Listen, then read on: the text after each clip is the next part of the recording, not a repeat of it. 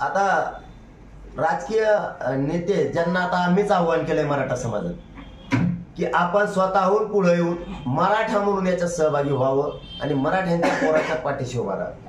आता आम्ही स्वतःहूनच आव्हान केले आणि ते रॅलीत चालायला लागलं, त्याला चलू नको कसं काय म्हणायचं. म्हणजे एकीकडून पाठबळ बी आम्हीच मागायला लागलो आणि येऊ नका आम्हीच म्हणायला लागलो. उलट होईल ना.